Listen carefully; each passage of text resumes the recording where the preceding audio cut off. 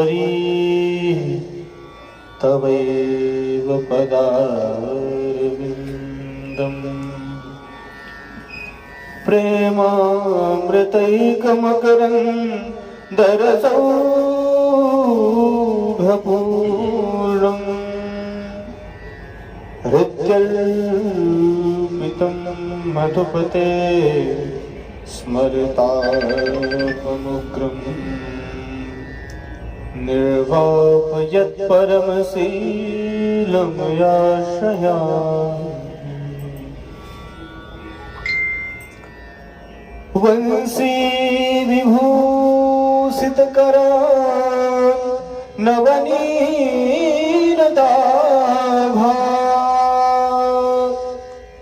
पीताम्बरदरुणवफलाधरोष्ठा पूर्णेन्दुसुन्दरमुखादरविन्दनेत्रा कृष्णात् परं किमपि तत्त्वमहं न जाने। अज्ञानतिमिरान्धस्य ज्ञानाञ्जनशलाकया चक्षुरुन्मीलितं येन तस्मै श्री गुरुवे नमः। अतुलितबलधाम स्वर्णशैलाभदेहं दनुजवनकृशानुं ज्ञानिनामग्रगण्यं सकलगुणनिधानं वानराणामधीशम् रघुपतिप्रियभक्तं वातजातं नमामि। जय जय श्री राधारमण जय जय नवल किशोर जय गोपी चित्तचोर प्रभु जय जय माखन चोर। राधा भवबाधा हरण करन सदा सुख कुंज ललित लाडली लालयो विहरो मन भव कुंज। हे तन मन धन अर्पण कियो मोहन तुम पर आज मन भावी सोई करो हाथ तुम्हारे लाज। परम मंगल में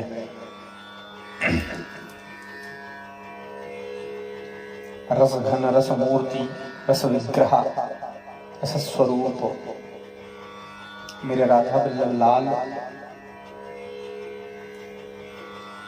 के पावन चरण कमलों का चिंतन करते हुए आइए सुंदर सत्संग में प्रवेश करते हैं। इस दास को हमारे बाबा जी ने सुंदर अवसर प्रदान किया है कि कुछ सत्संग इनको सुना पाऊं। वैसे कुछ सुनाने योग्य नहीं है, इतना सामर्थ्य नहीं है कि रसिकों को कुछ सुना सके। वृंदावन आने का उद्देश्य केवल सुनने का था, देखने का था एवं कृपा प्राप्त करने का था, लेकिन हमारे रसिक बिहारी दास जी ने यह अवसर प्रदान किया है और ये केवल कृपा से ही संभव हो पा रहा है श्री जी की। ऐसे सत्संग जो है कुछ लोग कहते हैं पुण्य से प्राप्त होता है, भागवत जी कहते हैं भाग्योदयेन बहुजन्म समर्जितेन सत्संगमं च लभते पुरुषो यदा वै अज्ञान हेतु कृतमो मदान्तकार नासं विधाय हि तदोदयते विवेकः। सत्संग भागवत जी कहते हैं भाग्य से उदय होता है। भाग्य उदय होता है वो भी एक दो नहीं, अनंतानंत जन्मों का जब भाग्य पुण्य उदय होता है तब सत्संग मिलता है। लेकिन कहीं ना कहीं ये बात भी झूठी लगती है। भागवत जी की बात है, आप कहेंगे भागवत जी को तोड़ रहे हो, लेकिन रामचरितमानस जी में गोस्वामी तुलसीदास जी महाराज कहते हैं दो बात कहते हैं सत्संग कब मिलता है। पुण्य पुंज बिनु मिला ही न समता, दूसरी ओर कहते हैं बिनु हरि कृपा मिला ही नहीं संता। दो बात कह रहे हैं, तो कह रहे हैं कि बिना पुण्य के पुंज के संत नहीं मिलते, दूसरी बार कह रहे हैं कि बिना हरि की कृपा से नहीं मिलते। तो बात कैसे माने? अगर सत्संग प्राप्त हो तो ये कैसे निर्धारण हो कि ये अपनी पुण्य के बल से मिला है या हरि की कृपा हुई है? तो साधारण सी बात है, अगर सत्संग या संत चलकर हमारे पास आ जाए तो ये केवल हरि की कृपा से संभव है। अगर हम चलकर सत्संग में चले जाएं, ये अपने पुण्य के प्रताप से आप पहुंचे। लेकिन जो रसिक संत जन है इस बात को भी काटते हैं, हरि की कृपा से भी सत्संग नहीं मिलता। ये कन्हैया चाहे सत्संग प्राप्त करवा दे, इनके अंदर भी ये सामर्थ्य नहीं है।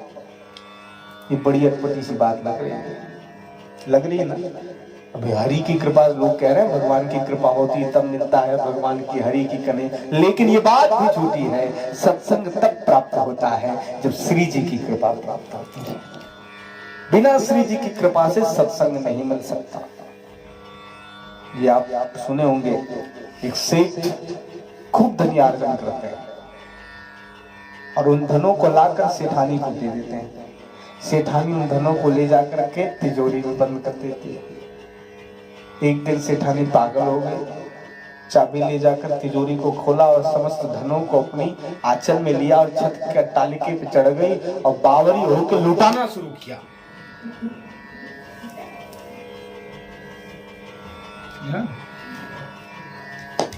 लुटाना शुरू किया और नीचे जो मजदूर रहते थे, जिनको दिन भर में खूब परिश्रम करने पे 200-300 रुपए प्राप्त होता था, जब वो मणिमाणिक्यों को अपने ऊपर गिरते हुए देखते हैं तो भी आनंद में विभोर होकर खूब लूटते हैं। और ये सेठ कोई और नहीं है, हमारे ठाकुर जी। सेठानी कोई और नहीं, राधा रानी है। सेठ कृष्ण लीलाधन को यार्जन करके किशोरी जी को दे देते हैं और किशोरी जी रूपी सेठानी उन धनों को, लीला धनों को ले जाकर के हृदय की तिजोरी में बंद कर लेती है। और हम जीवों को देख करके उन्हें कृपा का उन्मत्त छाता है और कृपा के ही अट्टालिके पे जा करके जो सत्संग के एक शब्द के भी अधिकारी नहीं होते हैं, बैठ करके संपूर्ण सत्संग श्रवण करते हैं। तो ये केवल श्री जी की कृपा से ही संभव होता है। आज का व्यक्ति सब जो है भक्ति सकामता से ही करना चाहता है, उसे गलत नहीं है, गलत नहीं है। अगर सकाम भाव से भक्ति की जाए तो गलत नहीं है। क्यों गलत नहीं है? हमारे अंदर सबसे बड़ी त्रुटि यही रह जाती है, जो अंदर से रहते हैं वो बाहर दिखाते नहीं, और जो बाहर से रहते हैं अंदर पता नहीं चलने देते। मंदिर में जाकर प्रत्येक व्यक्ति यही कहता है, अर्थ न धर्म न काम रुचि गति न चाहूं निर्वाण, जन्म जन्म रति राम पद यह वरदान न आन। जाकर के क्या कहते हैं, हे प्रभु हमें अर्थ नहीं चाहिए, धर्म नहीं चाहिए, काम नहीं चाहिए, यहाँ तक कि मोक्ष नहीं चाहिए। बाहर से चिल्ला चिल्ला के कहते हैं, आप केवल अपनी भक्ति प्रदान कर दो। ये बाहर से रहता है। और ये बात तो भरत जी ने कही है, जो परम प्रेम मूर्ति है राम जी के, उनके मुख से ये शोभायमान होता है। लेकिन जब ये हम बात कहते हैं तो बड़ी अटपटी सी लगती है। अंदर कह रहे हैं ये भी चाहिए, ये भी चाहिए, ये भी चाहिए, ये भी चाहिए। तो कपटपूर्ण भक्ति नहीं होनी चाहिए। विशुद्ध भक्ति करिए, सकामता से ही करिए, क्योंकि प्रथम सीढ़ी सकाम है। बिना कामना कोई व्यक्ति कुछ शुरू नहीं करता, तो भक्ति भी प्रारंभ सकामता से ही शुरू होती है। भाई भगवान जी तो हमारे माता पिता हैं, उनसे झूठ क्यों? जाकर बोलो ना, बल बुद्धि विद्या दे मोहि हरहु कलेश विकार, बल दो, विद्या दो, बुद्धि दो, हमारे समस्त क्लेशों को हर लो। इसमें कोई गलत बात नहीं है। जाओ बोलो क्या चाहिए भाई, उनसे संसारियों से नहीं मांगे, संसारियों तो वैसे नहीं मिलने वाला है, लेकिन ये प्रारंभिक स्थिति होनी चाहिए।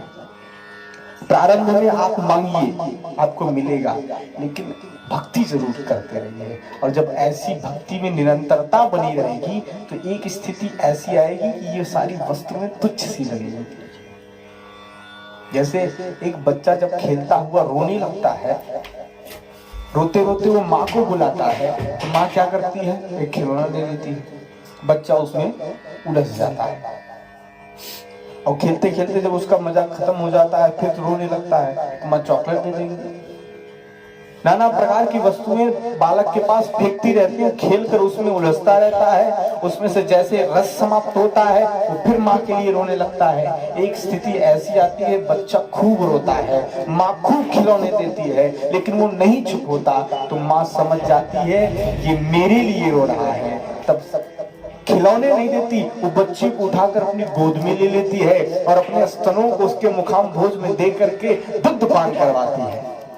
यही स्थिति हमारी, हम भी भगवान के बच्चे हैं। जब हम उनके लिए रोते हैं तो भगवान सोचते हैं शायद अन्य चीजों में उलझ जाए, तो नाना प्रकार की वासनाओं की संसार की वस्तुएं फेंकते हैं, कभी गाड़ी, कभी बंगला, कभी संबंध, उसमें उलझकर भगवान को भूल जाते हैं। लेकिन भक्ति अगर निरंतरता बनी रहे, लक्ष्य हमारी माँ रहे, लक्ष्य हमारे भगवान रहे, तो एक स्थिति ऐसी आती है कि सारी संसार की वस्तुएं निरस नजर आती हैं। और जब हम तन्मयता से भगवान के लिए रोते हैं तो भगवान फिर सांसारिक वस्तुएं नहीं फेंकते हैं, अपनी परम बोध प्रदान करते हैं। यही स्थिति होनी चाहिए। और जब स्थिति आ जाएगी निष्काम, जब हम एकदम कामना रहित हो जाएंगे, कोई कामना नहीं रहेगी, तब उसे कहते हैं विशुद्ध भक्ति। प्रौजित कहते हो परम धर्म, भागवत जी का 2 श्लोक, धर्म प्रौजित कहते वो उत्तर परमो निर्मत्सराम सदा। जब भगवान वाल्मीकि जी के पास पहुंचे हैं तो उनसे पूछा है हम कहाँ रहें, हमारा कोई स्थान बताइए जहां हम रहें। तो वाल्मीकि जी ने जो स्थान बताया है, जाहि न चाहिया कबहू कछु, तुम सन सहज स्नेह, बसहु निरंतर तासुर, सोला निज गेह। जिसको कभी कुछ नहीं चाहिए, सदैव आपके चरणों में जिसकी रति बनी रहती है, उसी के हृदय में आप निवास करिए। केवल निवास नहीं, निज गेह, परमानेंट आपका घर है, रजिस्ट्रेशन के साथ। कब? जब चाहिए न चाहिए कबहू कछु, जब कोई कामना नहीं रहती। अभी केवट के प्रसंग में आपने सुना किया, जब उसकी कोई कामना नहीं रही, भगवान देते रहे, नहीं लिया, तब प्रभु ने अविमल भक्ति प्रदान कर दी। किष्किंधा कांड में राम जी के पास 2 व्यक्ति आए, एक सुग्रीव जी, एक हनुमान जी। सुग्रीव जी आए, पहले ही बड़ी बड़ी बातें हम लोग की तरह, सुग्रीव माने जी हम ही लोग की तरह है एकदम। उसकी जीवन से हम जान सकते हैं कि हमारी भी यही स्थिति है और हम पर कृपा कैसे हो सकती है। आकर पहले कहता है सुख संपत्ति परिवार बढ़ाई, सब परिहरि करिहूं सेवकाई, ये सब राम भगत के बाधक, कहीं संत पौध अवराधक। ये सुख संपत्ति परिवार बढ़ाई सब छोड़ करके आपकी सेवकाई करूंगा, आपकी भक्ति करूंगा, सब छोड़ दूंगा महाराज, सब छोड़ दूंगा। राम जी ने कहा तुम्हारे पास है क्या जो छोड़ोगे? भाई जिसके पास जो होता है उसका त्याग करे तो बात बनती है, न तुम्हारे पास सुख है, न संपत्ति है, परिवार तक नहीं है, पत्नी तक नहीं है, भागे भागे फिर रहे हो, तुम्हारे पास है क्या? भाई जिसके पास भोजन ना हो और वो कहे हम उपवास है, तो उसमें कौन सी बड़ाई?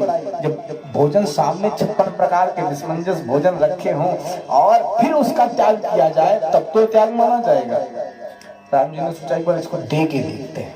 सब कुछ प्रदान किया राम जी ने, सुख दे दिया, संपत्ति दे दी, परिवार दे दिया, बड़ाई दे दी, किष्किंधा का राजा बना दिया। कहा ना मैंने जीव है सुग्रीव, भगवान को भूल गया। 4 महीने बारिश में भीगते रहे, पूछने तक नहीं आया। अंत में राम जी को ही कहना पड़ गया कि सुग्रीव सुधि मोई विसारी पावा राजकोष पुर नारी। सुग्रीव ने मेरी सुधि विशाल कर दी। ये तो एक स्थिति है। हनुमान जी भी आए, हनुमान जी से पूछा क्या चाहिए तुम्हें? वो बोले बस आप मिल गए और क्या चाहिए। भगवत प्राप्ति हो गई। बार बार राम जी कहते रहे क्या चाहिए क्या चाहिए। जब हनुमान जी ने कुछ नहीं मांगा तो जो जो हनुमान जी को मिला है शायद ही किसी को नहीं मिला, निश्चित पूर्वक किसी को नहीं मिला। भगवान का परम प्रेम उनको मिला है, भगवान की विशुद्ध भक्ति प्राप्त हुई हनुमान जी महाराज को। आज तक अजर अमर है। मैया ने अपना सुत ही बना लिया, पुत्र ही बना लिया, राम जी ने भी सुत बना लिया। ऐसे ऐसे अजर हो गए, अमर हो गए। जिस अजरता अमरता के लिए नाना प्रकार के व्यक्ति तप करता है फिर भी प्राप्त नहीं हो पाता। इनको सहजता से सब मिल रहा है। गुण निधि सुत हो करई बहुत रघुनायक छोहू, सब कुछ प्राप्त हो गया। कब मिला? जब ये अचाह हो गए, कोई चाहना नहीं है, केवल भगवत भक्ति भगवान के चरणारविंद का आश्रय प्राप्त रहा तो सब कुछ प्राप्त हो गया। वैसे बहुत कुछ नहीं करना है, केवल एक बार शरण ग्रहण कर लेना। एक बार, वैसे एक बार तो सभी करते हैं, घरों में कहते हैं प्रभु एक बार यहाँ से निकालो शरण में, लेकिन उस शरण को नहीं माना जाएगा जब तक आप आचार्य परंपरा में आचार्य आपको भगवत शरणागति नहीं कराते हैं, तब तक वो शरणागति नहीं मानी जाती है। भगवान जी इतने दयालु हैं, इतने शरणागत वत्सल हैं, कोई भी उनकी शरण में आ जाए, कोई भी चाहे जैसा हो उसको परम पद प्रदान करते हैं। विभीषण आया, आते ही राम जी कहते हैं आओ लंकेश। सुग्रीव जी हंसकर राम जी के पास आए, बताइए आप आते ही लंकेश बोल रहे हैं, अभी तो हमने चढ़ाई भी नहीं की रावण के ऊपर। अच्छा इतना पता है कि आप जीत जाओगे रावण से, लेकिन कदाचित ऐसा तो हो नहीं सकता, शायद अगर रावण का भी माथा ठनका और आपकी शरण में आ गया और आप शरणागत वत्सल है, दो राजा थोड़ी बनेंगे लंकेश, लंका के 2 राजा थोड़ी बनेंगे।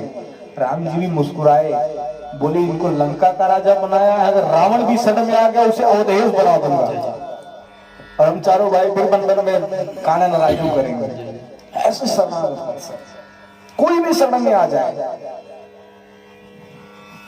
का संकल्प है शरणागत दीनार्थ परित्राण परायण। वन में जब चलते हैं, आई बहुत सुंदर, वन में जब चलते हैं तो राम जी के इतने सुकोमल पद हैं, चरण हैं कि चरणों में कांटे चुभ जाते हैं।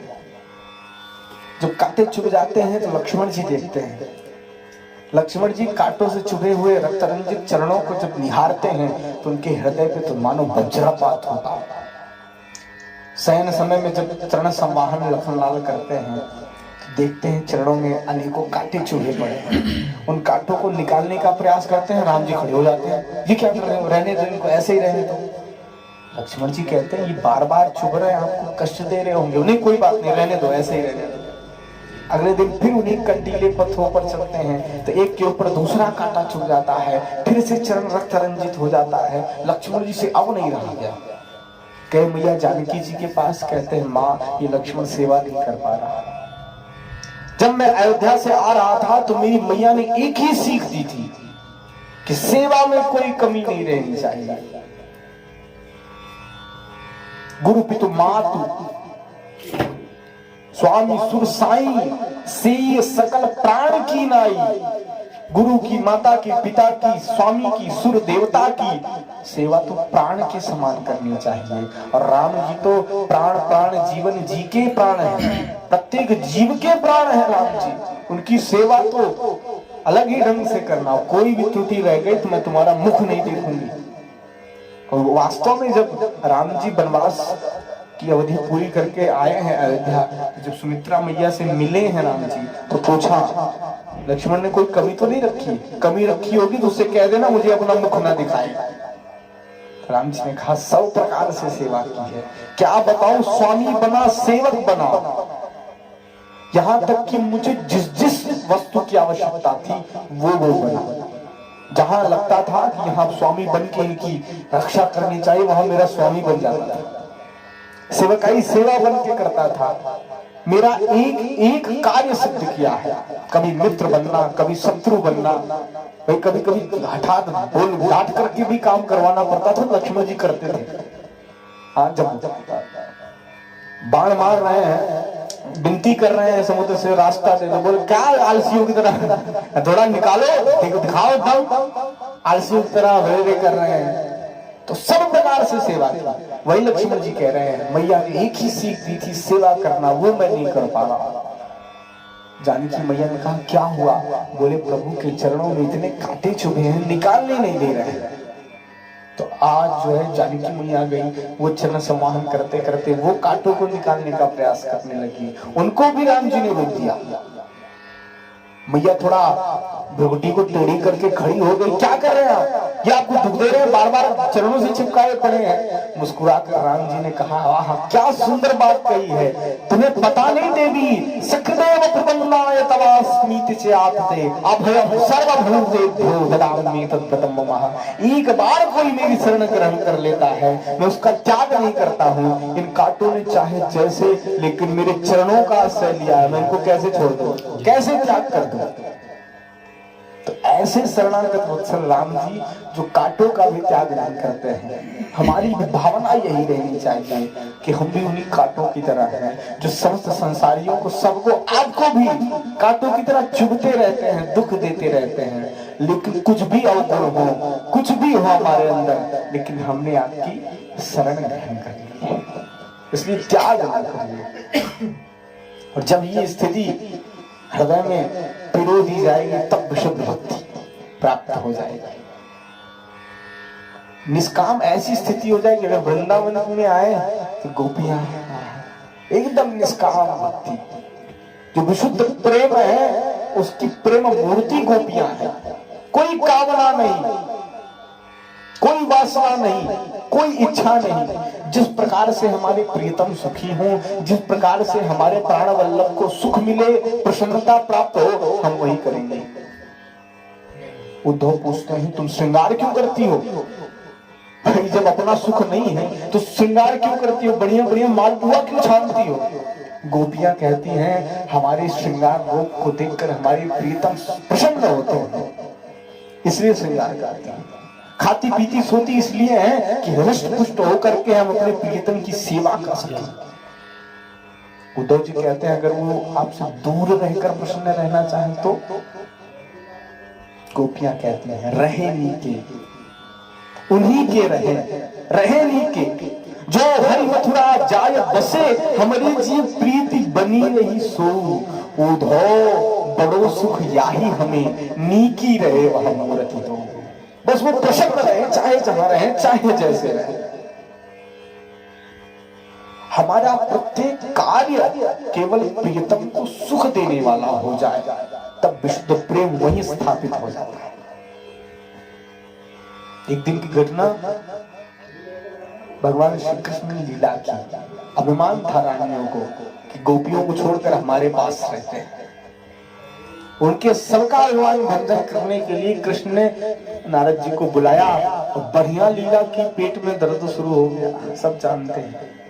ऐसा पेट में दर्द हुआ कि द्वारिका के समस्त वैद्य विफल हो गए, कोई दवा काम नहीं कर रहे। नारद जी से पूछा गया, आप तो बड़े ज्ञाता हो, आप बताओ। नारद जी ने कहा, एक उपाय तो है और वो तुरंत मिल जाए, अगर कर लिया जाए। सब आके खड़े हो गए, बताओ भाई, सड़क तरह ही ले आओ, पर तो ले आओ। अब वो दी भाषा, आसमान से तारे तोड़ कर लाना पड़ेगा तो ले आएंगे। नारद जी ने कहा, उपाय है। क्या उपाय है? कोई भक्त, कोई प्रेमी अपने चरणों को धो करके पिला दिया, तुरंत ठीक हो जाएंगे। जितनी गोपी रानियां थी, सबके चरण पीछे हो गए। अरे बाप रे बाप, जिनके चरणोदक कुसुम जी, ब्रह्मा जी आदि धारण करते हैं, उन जगदीश्वर को अगर हम अपना चरणोदक देंगे, नरक जाना पड़ेगा। ना बाबा, ना हमसे नहीं होगा। सब पीछे हो गए। नारद जी से कन्हैया ने कहा, नारद जी, इस कृष्ण की सुख की इच्छा करने वाले यहाँ नहीं हैं, वृंदावन जाओ वहां मिलेंगे। नारद जी आए, नारद जी को देखकर गोपियां दौड़ पड़ी, चरणों में दंडवत प्रणाम किया। हमारे प्रियतम कैसे हैं, सुख से हैं, क्या बात है, वहां से सुसज्जित तो है। बोले नहीं, बिल्कुल ठीक नहीं। क्या हुआ? पेट में बहुत दर्द हो रहा है, जैसे किसी मछली को जल से निकाल दी जाए, ऐसे ही पलंग पे पड़े छटपटा रहे हैं। क्या हुआ है? पेट में दर्द। क्या दवा नहीं मिल रही है? लेकिन कोई देने को तैयार नहीं। क्या दवा है? गोपियों की तो अलग स्थिति है ना महाराज।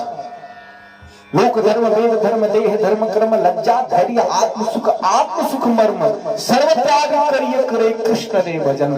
कृष्णेर सुख एकमात्र कृष्णेर सेवन। गोपियां वही करती हैं जिससे कृष्ण का सुख हो। सर्व त्याग करिए करे कृष्ण रे भजन। कृष्णेर सुख एकमात्र कृष्णेर सेवन। क्या दवा है? कोई प्रेमी अपने चरणों को धोकर पिला दे। सुनना था कि गोपियों के हजारों चरण निकल आए, ले जाओ हमारा धोके पिला दो। नारद जी प्रसन्न हो गए, कहते हैं गोपियों सुन लो बात देने से पहले। ये बहुत अच्छी बात है कि दवा तो मिल गई, लेकिन ध्यान रखो वो जगदीश्वर है, परम पिता परमात्मा है। उन जगदीश को तुम जीवो होकर के चरणों तक दोगी तो नरक जाना पड़ेगा। गोपियां उछल पड़ी, नाचने लगी। नर्क शीश के मोल मिले तो ले लो प्रियतम के दुख सारे, इन प्राणों की चिंता क्या जो प्राणनाथ पर